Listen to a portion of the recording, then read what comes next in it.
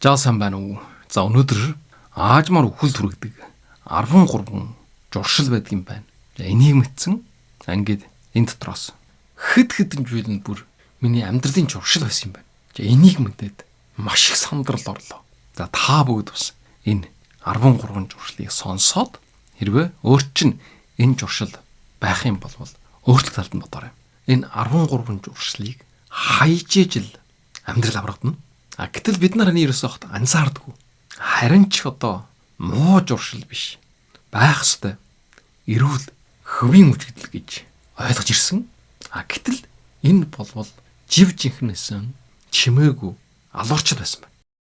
За ингээд шууд энэ 13 зүйлээ яриад явъя. За энэних нь нэгдүгüүрд нь хитрхи удаан суух. Сууж ивэл бие ямарж гинэ, жаргаж гинэ. Эрсдэл байхгүй гэж олон хүмүүс боддог. Гэтэл энэ удаан суун гэдэг болвол эртэн нас барах эрсдлийг нэмэгдүүлдэг юм байна. Бид нар оффист таталж байгаа. Эсвэл компьютерийн өмнө, эсвэл гар утсаа бариад, эсвэл телевизэр үзээд олон чагаар сууж идэг. За энэ талаар Массачусетсын нэгдсэн эмнэлгийн зүрх судлалын эмч Патрик 89,530 хүн дээр ажиглалт судалгаа хийсэн байгаа юм.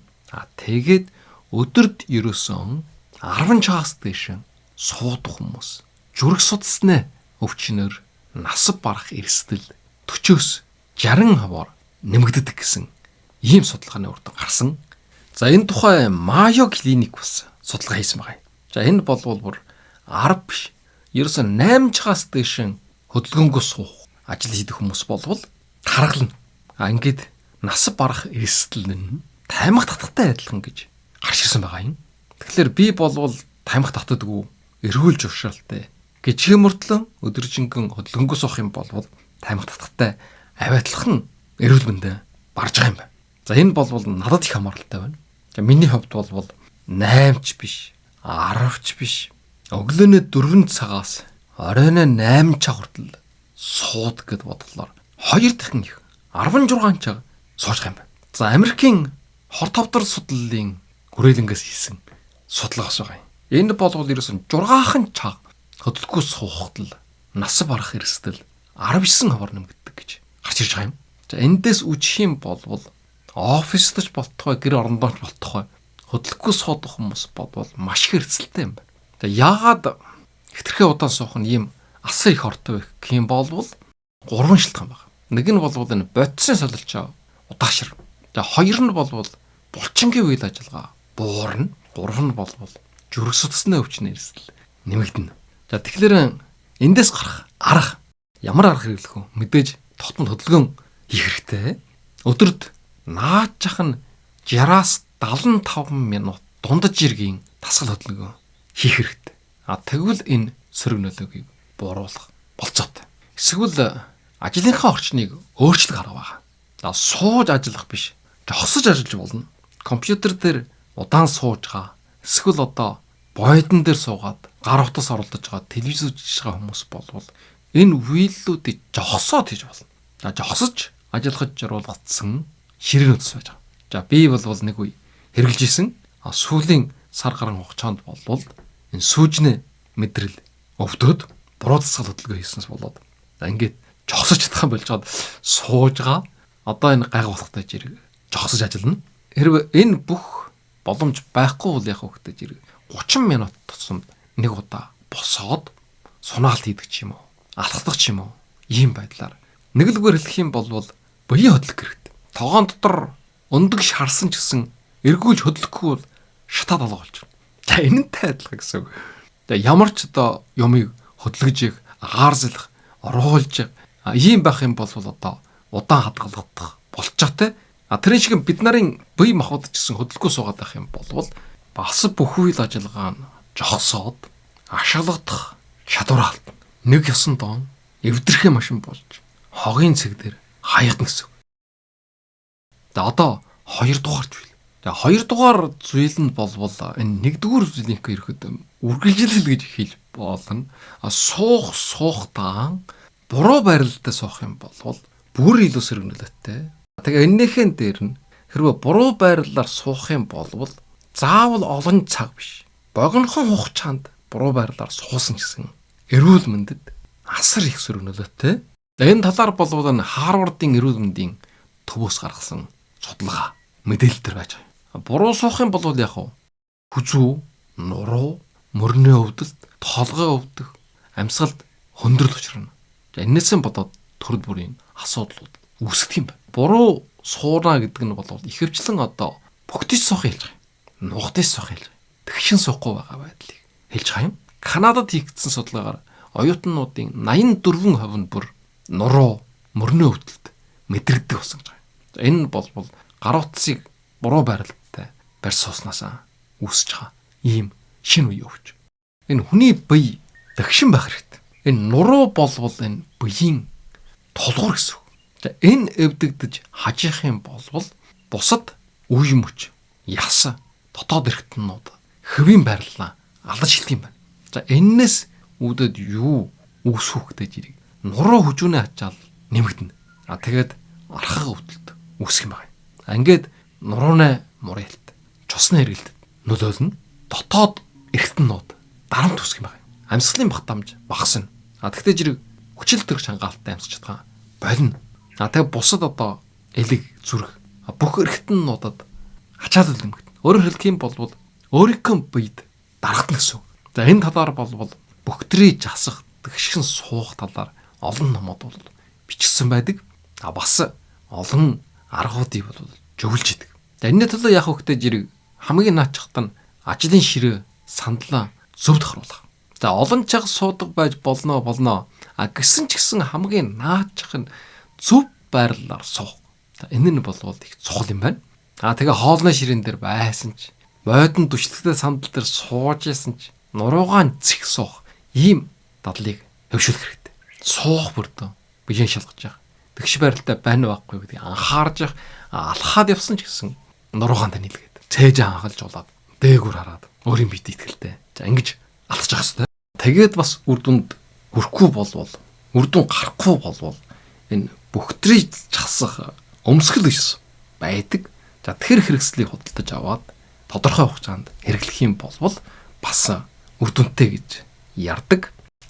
Туршиж үзээрэй. 3 дугаар нь болвол олон цагаар ширээн дээр суухгүй ч гэсэн ямар өжигдөл үүсэж ийн хөхтэй жирийг дасгал хөдөлгөөний дутагдaltaй хүмүүсүүд байдаг. Энэ болвол нас барах эрсдлийг нэмэгдүүлдэг хамгийн гол хүчин зүйлийн нэг. Хүн болвол хөдөлгөөн хийж оруулах замт. Зөвхөн нар шингэж харанхуй болсон үед л унтаж амарна. Нар гарах юм бол босоод хөдөлж явах ёстой. Энэ амьдралын журшил болвол бий болсон чагаасаа өгсүүлээд хэдэн 10 түмэн жилийн турш хөвшсөн ийм журшил.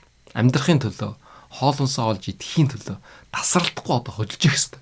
Гэтэл сүүлийн үед болвол заавал гэм шаардлага байхгүй болсон учраас хүмүүс хөдөлгөөний дутагдалд орж байгаа. Энэ болвол амнасаа алдаж байгаа хамгийн гол шалтгааны нэг. Энэ талаар олон судалгаанууд бол байдаг. Зөвхөн 2 чих хөдөлгөөнгүй байхад л тархалтын эрсдлийг 5% нэмэгдүүлдэг юм байна. Чихрийн шижнийг 7% нэмэгдүүл. Суух хугацаагаа нэмэгдүүлэх тусам булчингийн алдагдал 33% нэмэгддэг. Булчин алдагдахтай жирэг яах вэ? Бие махбодын ажиллагаа жогсно гэсэн. Хөл гараач өргөж чадахгүй. Өөрөөр хэлбэл амьдралын төгсгөл болж ийн гэсэн. Солдод дөрөж гэсэн. Тэгээд төрөл бүрийн өвчнүүдэд баригдана. Бид нарын энэ амьдралын хөвчлийн өвчнүүд бол дийлэнх нь хөдөлгөөний дутагдалд орсон тоологдолтой. Тийм учраас заавал хөдөлж явах хэрэгтэй. Зориуд дасгал хөдөлгөөн хийж явах хэрэгтэй. Жишээлх юм бол энэ Колумбиягийн их сургуулийн хийсэн судалгаагаар өдөрт ерөөсөн 30-аас 40 минут дундаж жиргийн эрчимтэй хөдөлгөөн хийх юм бол энэ хөдөлгөөний дутагдлыг бол арилгаж хөхлийн эрсдлийг бол бууруулдаг гэдгийг тодоосон байна. Хөдөлгөөн хийхгүй аимшигтай гэж хэлж байгаа ч гэсэн энэ асуудлыг шийдэхэд бас хамаарна. Ерөөсөн 30-аас 40 минут дунд жиргийн эрчимтэй хөдөлгөөн хийхэд энэ асуудлыг шийдэж чадна гэж байгаа байхгүй юу? Тийм учраас жимэд явдаг юм уу? Эсвэл гараад гүйдэг, алхадаг, янз бүрийн спортоор тоглодог. Ийм амьдрал хөвшилтэй болох хэрэгтэй юм байна. 4-р нь бол бас бид нарын анхаардаг. Ийм жил миний хувьд ч гэсэн хэрэгжүүлэе гэж олон жил чармиж байгаа. Тэгсэн ч гэсэн бас л нэг сайн хангалттай хэрэгжүүлж чадахгүй байж байгаа. Ийм нэг жил. Энэ нь юу вэ гэхтэй жирэг хангалттай ус уухгүй байх. Энэ талаар болвол ерөөсөө миний хувьд бол энэ Японд ирж ижил сая мэдсэн. Тэрнээс урд нь одоо нутгадан байх үед бол ерөөсөө огт анзаардаггүй. Харин ч ус уухгүй байх нь бол хэвийн үжигдэл гэж ойлгож байна. Ягаад гэвэл бид нар чинь малчин гаралтай хөдөөний хөвгүүд. Өглөө малдагаа гарах юм бол орой харж ирэх. Ерөөсөө нэг уух ус мос авч явдаг байгаагүй. Тийм одоо мундаг тэсвэрлэх чадвартай. За энэ нь бол бид нарын олон зуун мянган жилийн турш чагаагаар орчин ахуйгаас шалтгаалаад журшсан юм амьдралын журшил тэмээ ус уухгүй олон хоног тэсдэг нэг сайн уучих юм болвол энийг бид нар сайн мэдэж тэрэн шиг хүн ч гэсэн тэр ган хуурай орчинд амьдрал хүмүүсийн хувьд бол бас ус уухгүй олон чадж байгаа. Гэсэн ч гэсэн энэ нь эрүүл байж чадахгүй урт насалж чадахгүй гэвэл тэр өөр асуудал болчих юм бол та. Ягаад гэвэл энэ нярай хүүхдийн бие болвол 75-аас 80 нь ус байдаг. За насан турсан хүмүүсийн хувьд бол 60-аас 65 нь ус байдаг. За ахмад настай болоод ирэхдээ жирэг ерөөсөн биеинд нь 50-аас 55% нь ус байдаг. За эндээс юу харгаж ийн вөхтэй жирэг? Нас нэмэх тусмаа биеинт усны хэмжээ багасч яадаг. Өөрөөр хэлэх юм бол усны дутагдалд орж ирэх гэсэн. Тийм учраас энэ усыг зориуд нөхгүй юм болвол нас нэмэх тусмаа усны дутагдал орно. Тэрнээс нь болоод өтөлдөг, хөгшөрдөг, өвчин эмгэг үүсдэг янз бүрийн асуудлууд бий болох юм байна. Ингээд энэ сүүлийн үеийн судалгаагаар болвол хангалттай ус уухгүй юм бол зүрх судасны өвчин, чихрийн шижин. За энэ өвчнүүдийг үүсгэх эрсдлийг 64%-аар нэмэгдүүлдэг гэсэн ийм судалгаа байна. За энэ усны дутагдлаас болоод тархины үйл ажиллагаа буурна. Биеийн үйл ажиллагаа алдагдана. Жишээлх юм бол булчин суларна, ядарна, толгой өвдөн, ар суурай шин. Тэгээ бүр чаашлаад бөөрнө чулуу, бөөрнө дутагдал. За энэ бүгд бол усны дутагдaltaй холбоотой. За энэ дэлхийд одоо дундаж наслалтаараа хамгийн өндөр байж байгаа. Энэ Япон улсад бол хүүхдүүдийн бүр багаас нь цэцэрлэгээс нь сургуулийн насны хүүхдүүд бол бүгд усны сав дүүжлээд явж байдаг. Ингэж одоо усыг тогтмол уух журшилтай болгож байгаа юм. Усны дутагдлаас яаж гарах вэ? Хэр хэмжээний ус уух вэ гэдэг өдөр 2 литр орчим ус ууна. За энэ биеийн жинтэй холбоотой жижиг биштэй биеийн жин баг болвол литр ахс байдаг ч юм уу. Арай том биштэй хүнжинтэй хүмүүс бол бүр илүү ахиухан уух хэрэгтэй ч юм уу. За ийм байдалтай. За энэ 2 литр гэдэг нь хэр жиргийн ус гэх юм болвол эмэгтэйчүүдийн хувьд бол 11 аяг, 11 коп. Эрчүүлийн хувьд бол 15 аяг буюу 15 коп шингэнжүүл. За энэ дотор бол шөл, сүү, тар гэдэг юм уу. Энэ шингэнжүүлүүдийг бол бас багтааж болно. За манайхан бол ам чангалаа гэдэл их ярддаг. Ам чангаж умдаас. Тэгээд нэг сайхан цай уудах ч юм уу. Тэгээ бие сайхан талбардаг гэдэг ч юм уу. За энэ бол өдөр тусам одоо анжаарч идэг. Байж идэг үжигдэл. Тэгэхээр ам чангаас өмнө багаар олон удаа уснууд, цайнууд, шингэнжүүлийг уучих. За энэ бол эрүүл сарвал байхад хамгийн чухал нөлөөлөх амьдралын хвшлийн нэг юм байгаа юм. За нэг л үгээр хэлэх юм бол умдаассан хойно уух юм бол оройтно гэсэн. Сөрөг нөлөө нь гараа эхэлчихнэ гэсэн. Тийм учраас хамгийн сайн ундаасгаас өмнө ус шингэнжүүд цай уух. За энэ нь хамгийн чухал point анхаарч үйд юм байгаа юм. За энэ ус шингэнжүүл сайн уухгүй юм бол шээс өтгөрн, чухал өтгөрн ингээ хортой бодисод гадагшлахгүй, чивэршгүй. Шингэнжүү сайн ууснараа цусны хэрэгт сайжирна. Өгшөрхтөннүүд хөвийн үйл ажиллагаатай болж эхэлнэ. Нэг ёсондоо бол жамын төгжрэлтэй адилхан. Бид нарын хоол хүнснээс авж байгаа шим тэжээлүүд бол цусаар дамжиж биед жөвлөгчдөг. За энэ цусных нь үндсэн одоо материал нь юу гэх юм бол ус юм байгаа юм. Шингэнжүүл. Тэгэхээр хангалттай одоо шингэнжүүл авахгүй болвол энэ тэндэн төгжирнэ гэсэн. Хангалттай шим тэжээл жөвлөгдөх бол гэсэн. Тэгээд тэр чулуужилт гэдэг ч юм уу, хордлог гэдэг ч юм уу. Янз бүрийн асуудал үүсч чая. Хамгийн наачах нь бол өглөө босготой жирийг нэг аяга ус уучих. Энэ чухал. Энийг бол одоо манай гэр бүл сүүлийн хэдэн жил баримтлаад хөвшсөн байж байгаа. Одоо бол 2 литр ус уухын төлөө хичээж зүтгэж байгаа. Энд бол ус уух гэдэг бол их амархан боловч хөвшүүлнэ гэдэг бол их хэцүү. За 5 дугаард бид нарын амин насыг богиносгож байгаа ортой журшлын нэг нь болвол өглөөний цай уухгүй алгасах. За өглөө юм идэхгүй байна гэдэг болвол эрүүл мэндэд асар хортой талаар бараг л одоо эрүүл мэндийн бүх сувгуудаар ярьж байдаг хөвчсөн ойлголт. За энэ үнэн үү гэвэл энэ үнэн шинжилгээ ухааны үндэслэлтэй юм байгаа юм. Өглөө чаагаа уухгүй юм болвол яах вэ? Энэ талаар 2023 онд Солонгост хийсэн нэг судалгаа хийж байгаа. 7 хоногод 4-өөс дээш өглөө юм идэхгүй ажиллах юм болвол бодисын солилцооны эмгэгд өртдөг юм байна. За энэ бодисын солилцооны хам шинж гэдэг нь юу вэ гэх юм болвол тархалт, цусны даралт ихсэг, цусандаг сахарын хэмжээ нэмэгдэх. За эндээсээ болоод зүрх судасны өвчин ч юм уу, чихрийн шижин ч юм уу, ийм асуудлууд үүсэх эрсдэлтэй болж байгаа юм. За ийм шинжтэй өвчин болвол ерөөсөө насан туршидын 20-оос 25% нь байж байгаа ийм төгөөмөл үзэгдэл. За энэ тухай Харвардын нийгмийн эрүүл мэндийн сургуулийн хийсэн судалгаас байж байгаа. За энэ дээр болвол хэрвээ өглөөний цайгаан тогтмол уухгүй юм болвол зүрхний шигдээс зүрх судасны өвчнөр нас барах эрсдэл 27%-аар нэмэгддэг гэсэн ийм судалгаа гарсан байна. Багас биш штэ. Цусандх муу холестерины хэмжээ нэмэгддэг юм байна. Өглөө улам байна.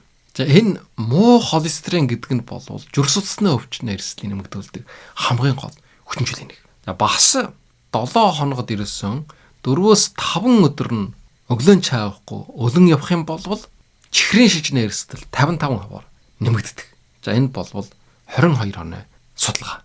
За бүр өрөвслийн төвшин хүртэл одоо нэмэгддэг гэж 2017 оны судалгаа харуулсан. Танин мэдгүй үйл ажиллагаа хүртэл буурдаг гэж байна. Өөрөөр хэлэх юм бол энэ босготойгоо жирэг юм иднэ гэдэг нь болвол энерги авч байгаа. Энерги байхгүй болвол бид нар одоо ажиллаж чадахгүй шүү дээ. Жишээлх юм бол энэ ургамалд ус хийхгүй болвол хатаа өхөн шүү дээ. Шимдэжэл хийхгүй юм болвол сайн урахгүй, бурдаа хийхгүй болвол тэр шиг хүн ч гэсэн босготой жирэг энерги нөхөрлөхгүй болвол хатаж байгаа ургамалтай адилхан тийм байдалд орно гэсэн. За тэгэхээр ямар арга хэмжээ авах? Өглөө хоол иддэг, цай уудаг, голоонор одог ийм зуршилтай болно гэсэн. За энэний дагаад амьдралын хөвшил бас сайжирна. Өглөө эрт босдог байх хэрэгтэй. Тэгээ хоол ундаа бэлддэг, хангалттай цаг гаргаад идэж уудаг.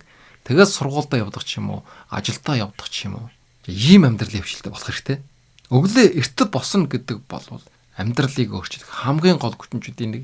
Тэрний төлөө орой эрт унтах хэрэгтэй. Тэгээ өглөө эрт босоод хоол ундаа бэлдээд идээд уугаад энергитэй болоод ажилдаа явах юм бол амьдрал ярч хүчээр дүүрнэ. Маш их хийж бүтэн. За өглөө сэрээд хэжээ хоол идэх хөвгтэй зэрэг хамгийн сайн нэг цагийн дотор тэрнээс илүү өцгөлөн байж болохгүй. Тэг хамгийн сайн одоо уурга, ширхлэг агуулсан хоолнуудыг идчих. Өөрөөр хэлэх юм бол энергитэй хоолыг идэх хэрэгтэй гэсэн. За өнөөдрийн ярих аажмаар өхөл гэдэг 13 журшлын 6 дугаард нь хангалттай унтахгүй байх явдал. За хангалттай сайн унтахгүй бол яах вэ? Асар олон сөрөг дагаврууд байж байгаа юм. Зүрх судасны өвчин, цусан даралт ихсэх, сэтгэлзүйн эрүүл мэндэд нөлөөлөх, дархлааны систем сулрах, тархины үйл ажиллагаа муутах. Тэгээд таргалалт болоод бодисын солилцооны эмгэгүүд бий болдог. Унтна гэдэг бол энерги сэлвэж байгаа, эсэд шинчлэгдэж байгаа ийм үйлдэл.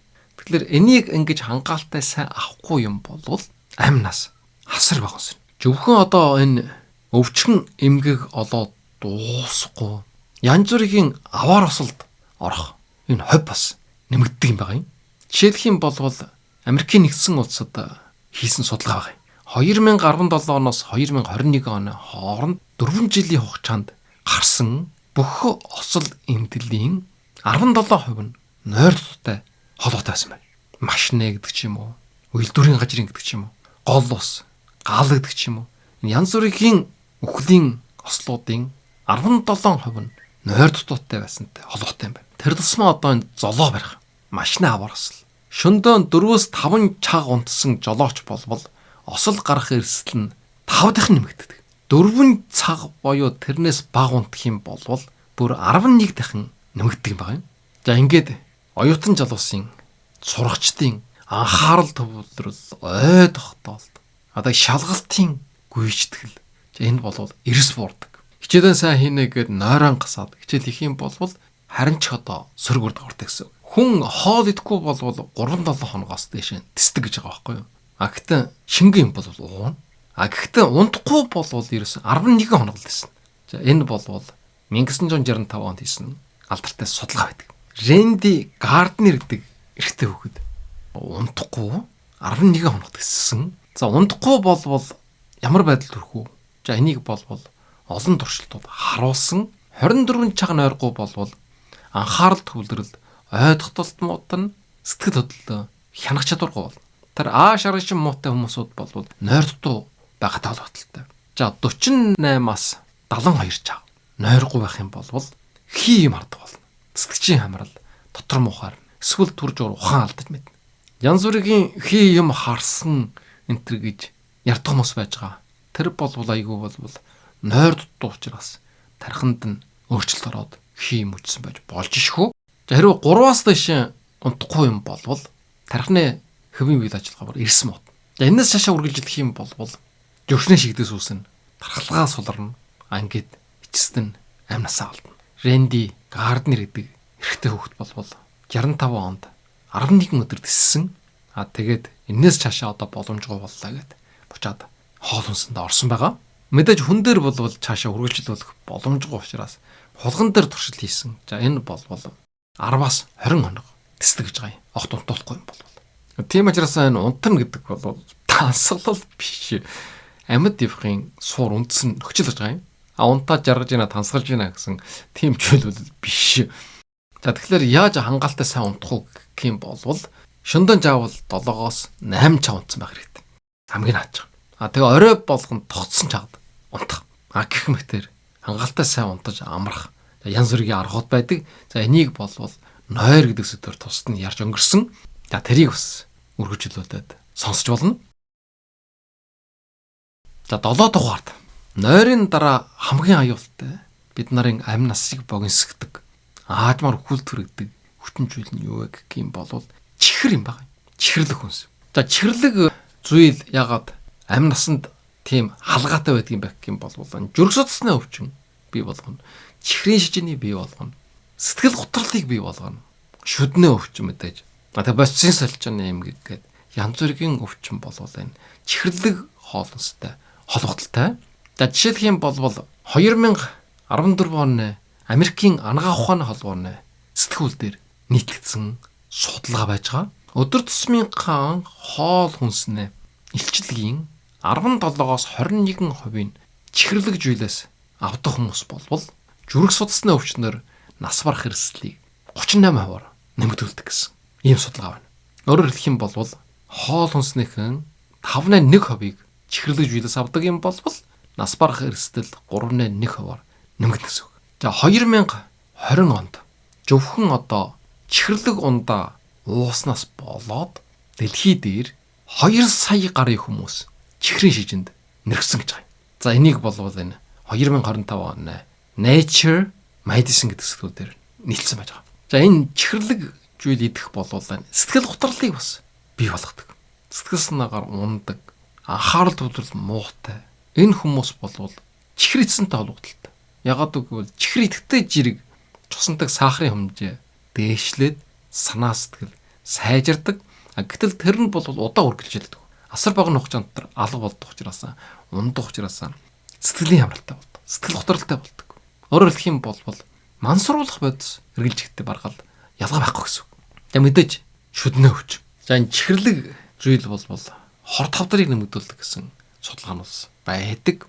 За энэ талаар бол бид нар бас тусгай яраа хийж өнгөрсөн. Чихэр гэдэг бол өгтлөх, хөгшрөх энэ үйл явцыг түргэсдэг гэж. За тэр бичлэгийг бас заавал сонсож үзээрэй. За бид нарын хувьд бол бас саяхан хүртэл чихэр хүртэл иддэг байсан. Одоогоос нэг 5-3 жилийн өмнө бол энэ чихэр эрүүл мэндэд хортой гэж нэх ойлгодгүй. Чихэр юунд муу вэ гэдэг жирэг шүдэнд муу гэдэг бид нар мэднэ. Тэрнээс биш нь бас нэг сайн мэдхгүй. Сайндаа одоо чихрийн шижин олж магадгүй гэдэг. Гэтэл чихэр бол асар хоргонолтой гэдгийг сүүлийн үед нь олон ном зохиолын уншаад сая ойлгосон. Тэр хүртэл бол бүр бэлэн одоо чихрийн хүртэл иддэг байсан. Бүр сахар хүртэл ширээн дээр байдаг байсан. Элсэн чихэр. Эсэн чихэртэй кофе уудаг ч юм уу. Жарам хоол хүнсэнд хэрэгэлдэг ч юм. За энэ бол өнөөдөр манай амьдралаас бол холтсон. Хоол хүнсээ хүртэл одоо чихэр багтаа хоол хүнсийг сонгож хэрэгжилж байгаа. Жишээлх юм бол чагаан будаа баг хэрэгэлдэг ч юм уу. Чихэрлэг жимсүүдийг бас итгэс жайлсдаг ч юм уу. За ийм арга хэмжээнүүдийг бол авч байгаа. За 8 дугаарт анхааралгүй хөнгөн жууш байн идэх. За энэ бол эрүүл мэндэд асар хортой амь насыг бас богиносгож байгаа. Өөрөөр хэлэх юм бол хоолныхаа чагаар хоолоод идэх гэсэн. Думдуур нь дэс сул юм идэх хэрэггүй гэсэн. Тэр тусмаа одоо саяын ярьсан чихэрлэг жилүүдийг. За энэ бол хэтэрхий их идэх юм бол одоо калори нэмэгдэж таргалдах ч юм уу. Эсвэл жинхэнэ хоолны амтыг мэдрэхэн бэлдэх ч юм уу. Ингээд тэр шүд хорхойдох, чихрийн шижин үүсэх. Гэх мэтийн янз бүрийн асуудлууд бол үүснэ. Хамгийн гол эрсдэлтний үгтэй зэрэг хоол хүнсэнд хяналтахгүй болдог. Тоцсон чадан иддэг, энерги авдаг. Энэ байдал алдагдах юм байна юм. За тийм учраас зөвхөн одоо хооллох хугацаанд л хоол хангалттай идэх. Харин дэлсүүл юм идэхин оронд ус ууж явах. Энэ талд илүү анхаарах юм бол илүү эрүүл урт наслах бололцоотой. За 9-р нь бол боловсруулсан хүнсийг ихээр хэрэглэхээс жайлсах хэрэгтэй. За энэ бол амь насыг богиносгож байгаа. Аажмаар үхэл түрэгдэг хоол хүнсийн нэг юм байна. Ингэж боловсруулсан хоол хүнсээр хооллдог хүмүүсүүд олон байгаа. Тэр бол хамгийн буруу журшил. Химийн найрлагатай, хэтэрхий их давс, чихэр агуулсан. Тийм учраас хор тавдар, зүрхний өвчний нэмэгдүүлдэг. Тэгээ бас шимтжил багтай баргацсан байдаг. За энэ талаар бол Испанд хийгдсэн нэг судалгаа байж байгаа юм. Хэрвээ өдөрт 4 удаа боловсруулсан хоол хүнс хэрэглэх юм бол нас барах хэрэгсэл 62% нэмэгдэх гэж байгаа юм. Зөвхөн нэг удаагийн хоолнд л боловсруулсан бүтээгдэхүүн нэмэх юм бол нас барах хэрэгсэл 18% нэмэгддэг. За энэ боловсруулсан бүтээгдэхүүн гэдэг нь юу вэ гэх юм бол хэтэрхий их шарсан, хуурсан, савлсан, за тэгээд хяам гэдэг ч юм уу, жайдас гэдэг ч юм уу, лаажсан хоол хүнс. Гэх мэтэр нунтгалсан, амтлагч хийсэн, хадгалах бодис оруулсан, янз бүрийн өнгө будга нэмсэн. За ийм бүтээгдэхүүн хэлж байгаа. За Францад бас судалгаа хийсэн байна. За энэ бол боловсруулсан хүнсийг хэрвээ 10%-аар илүү хэрэглэх юм бол хор тавдрын эрсдэл 12%-аар нэмэгдэх гэсэн байна. За тийм учраас ийм бэлэн бүтээгдэхүүн идэхгүй зөвхөн одоо онцгой нөхшил хэрэгж болно. Ганц 2 удаа идэж хэрэглэснээр асуудал үүснэ гэж байхгүй. Харин өдөр тусам бол чивэр 5 хошуу малынхаа махыг. Тэгээ хүнснээ ногоо. Тэгээ бүхэл үр тарай. Гэх мэтийг хэрэгжилж. За энэ бол эрүүл хоол хүнс. Өөрөөр хэлэх юм бол хоолон өөрөө хийж иддэг баг. За энэ бол олон сайн талтай. Хөдөлгөөний дутагдлаас бас арилгах юм байгаа шүү дээ. Хоол хийнэ гэж. За 10 дугаар нь бол тамхи татах. За эсвэл энэ электрон тамхи. Vape. За энэ бол аажмаар үхэл түргэж идэг. Өөрөн чинь амьдралын тайсан. Дэлхий дээр жил тусам 8 сая хүн тамхи хэрэглэснээс болж нас бардаг. За энэ дотор 1.3 сая нь 2 дахь тамхилалтаас үүдэлтэй гэж байна. Өөрөөр хэлэх юм бол тамхи татаж байгаа хүний хажууд байгаа утаагийн сорсноос болсон. Тэгэхээр зөвхөн өөрөө хордож нас барах биш. Хазуудаан байгаа гэр бүлэн бас хордуулах гэсэн үг. Зөвхөн нэг ширхэг тамхи татахад л амь насыг 20 минутаар богсгодог гэж байна. За ихэвчлэн уушгины хор тавдраар нас бардаг 90%. За энэсээ гадна зүрхний өвчин ч гэсэн тусна. За электрон тамхи ч гэсэн ялгаа байхгүй. Адилхан хорт. За энэ бол тогтоогдож байгаа. Амьсгалын жамын өвчин тусах эрсдлийг 43% нэмэгдүүлдэг. 2019 онд 16 настай эрэгтэй хүүхэд электрон тамхи татаж энэнийхээ улмаас уушиг шижүүлэн суулгах аппарат хүртэл орсон. За ийм явдал болж өнгөрсөн. Тэгэхээр энэ тамхи татна гэдэг бол одоо ерөөхдөө чаг уяа өнгөрөөсөн ийм зүйл юм байгаа юм. Хэдий чинь боловсрал доор байх тусмаа тэдий чинь тамхи татдаг гэж байгаа юм. Тэгэхээр тамхи татаж байгаа нөхд бол өөрийгөө эргэж харах хэрэгтэй. Өөрчн тавьж байгаа дүн байж болж шүү. Тийм учраас тамхаан болоод сурж судлах, өөрийгөө хөгжүүлэх талд нь анхаарал тавьсан дээр. За 11 нь болвол мэдээж хитрхээ их арх уух. За энэ дээр болвол хитрхээ их гэж хэлж байна л да.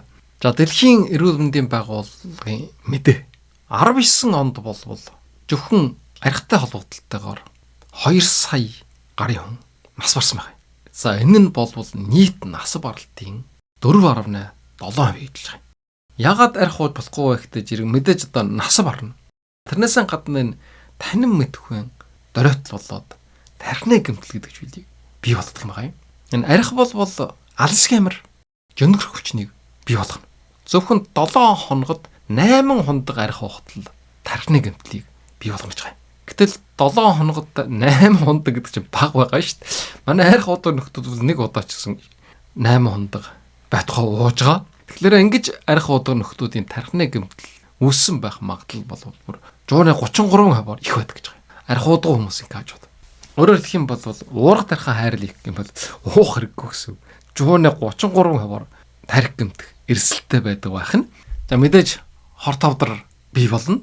За жишээлх юм бол одоо хөхний хор тавдар, элэгний хор тавдар гэдэг ч юм уу, улаан хоолойн хор тавдар, гикмэтийн 7 төрлийн хор тавдрын эрсдлийг нэмэгдүүлдэг юм байна.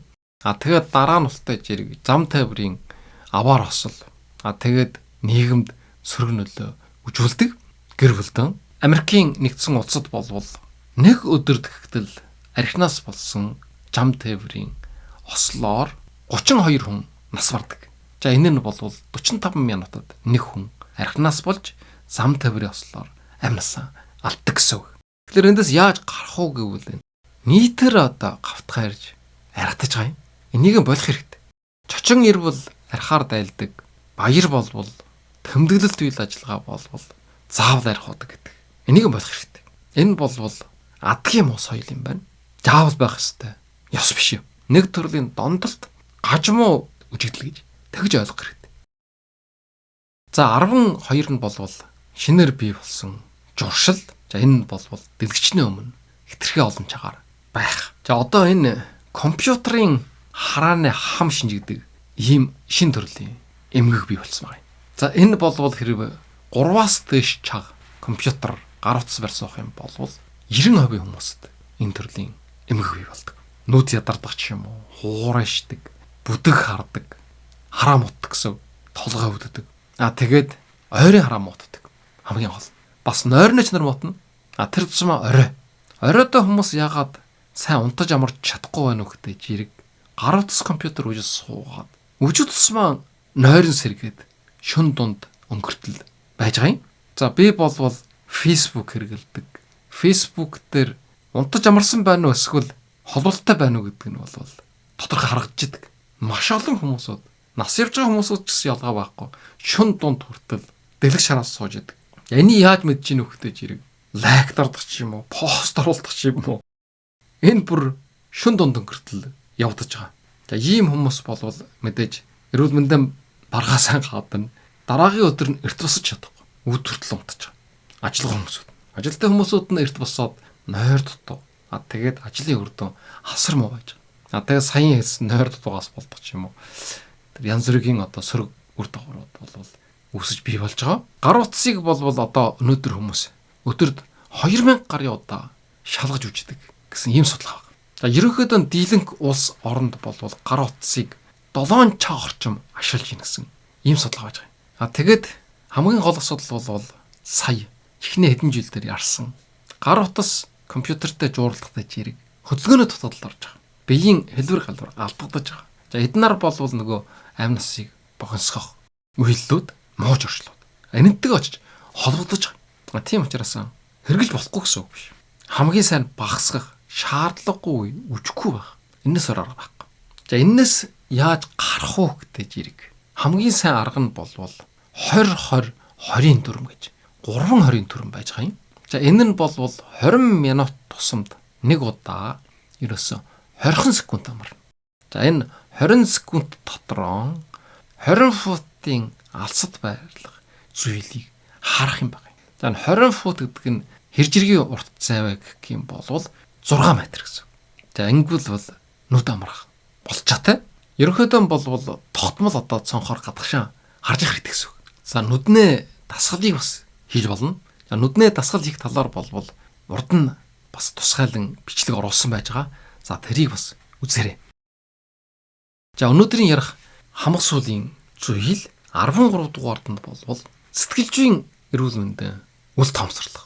За энэ болвол аазмаар амь насыг авч оддог муу зуршлын нэг. За сэтгэл зүйн эрүүл мэнд гэж юу гэх юм болвол сэтгэл түгших. Жишээлх юм болвол санааж овнох ч юм уу, төгшүүрийн мэдрэмжтэй байдаг ч юм уу. Эсвэл сэтгэлийн хямрал, гэтэрхээ их гутардах ч юм уу. Сэтгэл санаагаар ундах ч юм уу. За ууралдах ч юм уу. Гомддох ч юм уу.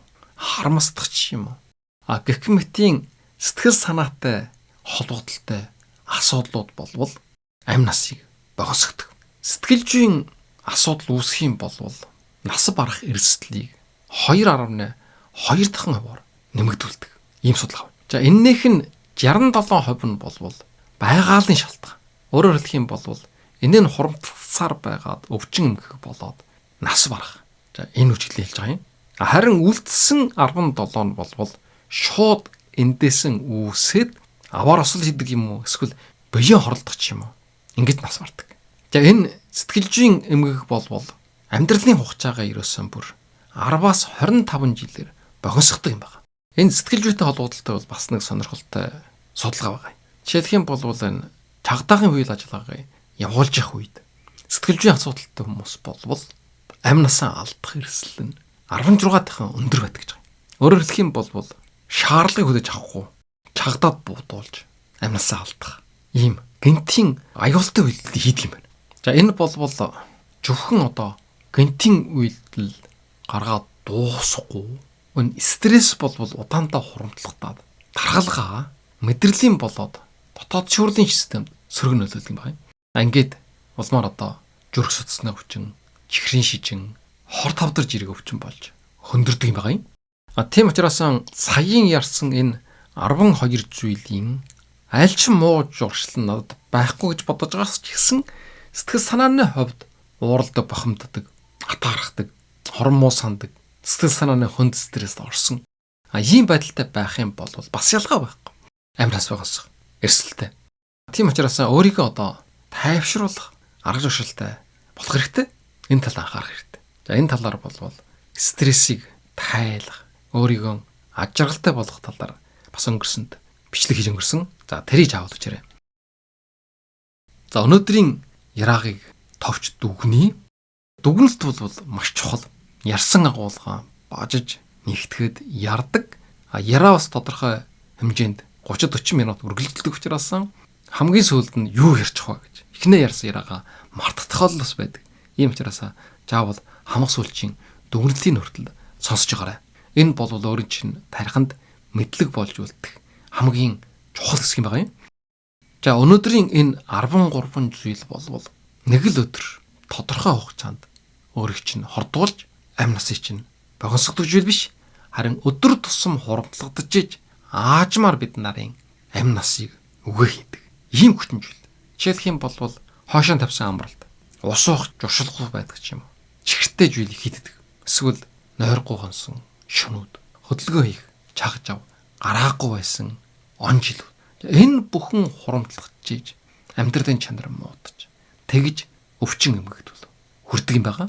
Эннийх нь нэгдүгээр нь хитрхээ удаан суух, хоёрдугаар нь буруу байршилтай суух, гуравдугаар нь дасгал хөдөлгөөн хийхгүй байх, дөрөвдүгээр нь хангалттай ус уухгүй байна, тавдугаар нь өглөөний цагаан алгасдаг, өлөн явдаг, жургаадугаар нь хангалттай унтахгүй, нойр дутуу байх, долоодугаар нь чихэрлэг хоол унсыг хитрхээ их хэрэглэх, чихэр идэх, сахар хэрэглэдэг. За 8 дугаар нь хоолныхон думдуур өдөр тусам ам хуурайгүй жижиг сажаач үйл идэх. 9 дугаар нь боловсруулсан хоол унсыг ихэр хэрэглэх. 10 дугаар нь мэдээж тамхи татах. За энэ болоод электрон тамхи ус багтаж байгаа. 11 дугаар нь хитрхээ их арх уг. 12 нь гар утас компьютерийн өмнө олон цагаар суухгүй байх. Хамгийн сүүлд нь сэтгэл зүйн эрүүл мэнд. За ийм 13 зүйлийг ярьсан. За энэ 13 зүйл бид нарт 3 төрлийн аюулыг авчирч өгч байгаа юм. За эннийх нь нэг нь болвол аажим мэдэгдэхгүй байдлаар хурамтлагддаг. Нэг шин нойргүй байх яах вэ гэдэг ч юм уу. Нэг удаа амж хангаад явах зүгээр гэдэг ч юм уу. Ийм байдлаар хурамтлагдана гэсэн. Хоёр нь болвол энэ сэтгэлж бий, буян махбод, нийгмийн амьдрал, жирэг султ. Жишээлх юм бол ус уухгүй, нойргүй байна гэсэн хоёр муу журшил. Энэ хоёулаа тархин мотг. За буруу хоолд хөдөлгөөнгүй байна гэдэг чинь хоёулаа зүрх рүү тотолж байгаа. Гэх мэтээр энэ 13 хорт муу журшил нийлээд өөрийн чинь сэтгэл санаа буян махбод нийгмийн амьдрал руу тотолж яадаг гэсэн. Хүчээ нэгтгэдэг. За 3 дугаард нь ямар аюул байх вэ гэх юм бол нэг муу журшил нь нөгөө муу журшилтанд дагуулж ирж идэг. Ийм гинжин холбоотой үчигдэл. Жишээлх юм бол нойргүй болох юм бол анхаарал сарна. Анхаарал төвлөрч чадахгүй бол чихэрлэг зүйлэддэг ч юм. За энэ нь алтай жирэг жингийн илүүдэл бол. Тэгээд жин илүүдэх юм бол өрдөн дургуучдаг ч юм уу.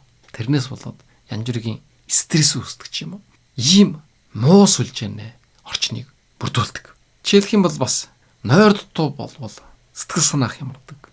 Архиудах ч юм. Архиух юм бол тамхитдаг гэдэг ч юм уу. Гэх мэтээр бие биенээ дагуулдаг гэсэн. Тийм учраас хэрвээ энэ хорт журшлууд байх юм бол би аль нэгнээс нь татгалж ийн гэсэн үг биш. Бүгдийг үнцээр нь чивэрлж арилгаж яж сая эрүүл амьдралын журшилтай бол. За тэгэхээр эндээс бид нар ямар байдлаар гарч болох вэ? Нэгдүгээр тултай жирийг нь 13 жилээ чагсаад бичээд аль нь надад байх вэ? За энийг анжаарч эхлэх. Хоёрдугаард нь бол энэ өөрчлөлтийг баг багаар. Жишээлх юм бол өдөрт 10 минут л алхаж болно. Нэг коп илүү ус ууж болно. Хөнгөн ч гэсэн өглөөний хоол иддэг болно. Ийм байдлаар баг багаар өөрчлөлтийг хийж болно. За 3 дугаард нь яг дараа гэдэг ч юм уу, маргааш гэдэг ч юм уу. Тэгж хойшоо тавьж болохгүй. Зөвхөн одоо өөртөх ёстой юм. Яг одоо өөрчлөн болох ёстой юм. Яг одоо болно эхлэх гэсэн юм. Яг одоо эхэлнэ. Амьдрал бол том зүйлээс биш. Жижиг зүйлүүдээс бүрлэж бий болдог. Журшил гэсэн ялгаа байхгүй. Жижиг алхмуудыг хийж эрүүл амьдралын зөв журшилтай болох юм байна. Өнөөдрөөс эхлээд 13 өдрийн төлөвлөгөө гаргаж ажиллаж болно. Нэг өдөр нэг хорт муу журшлаас ангишрах.